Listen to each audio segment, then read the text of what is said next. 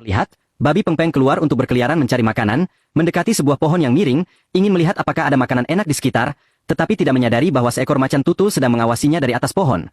Jarak di antara mereka kurang dari 5 meter, sepertinya hanya perlu satu lompatan untuk menerkam babi hutan itu. Namun, ia tidak melakukannya, hanya berdiri diam mengamati setiap gerakan babi hutan, sementara babi pengpeng melamun menatap akar pohon.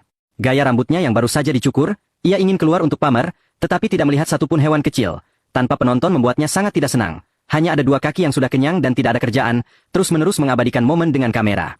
Namun, ini tidak memuaskan rasa ingin tahunya, ia hanya suka pamer di depan hewan-hewan lain untuk dilihat oleh makhluk berkaki 2, sama saja seperti tidak terlihat.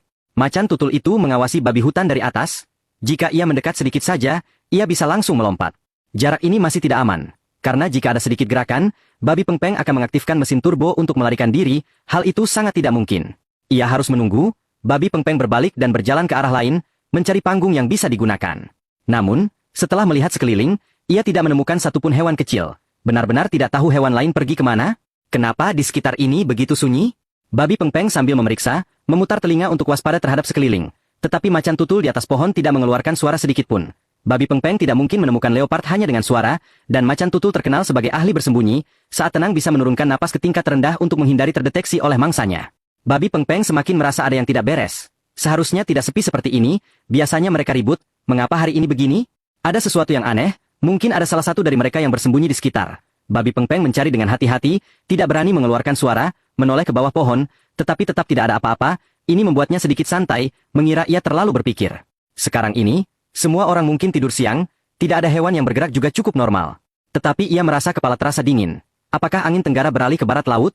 Cuaca akan menjadi dingin, padahal di sabana Afrika tidak akan terlalu dingin. Babi pengpeng semakin merasa aneh.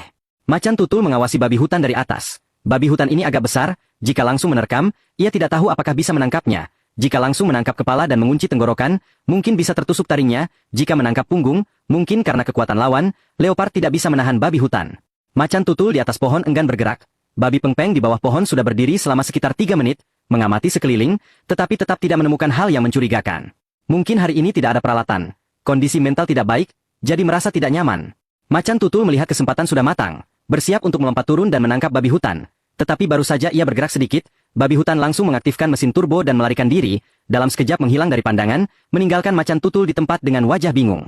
Setelah bersembunyi begitu lama, masih saja babi hutan berhasil melarikan diri.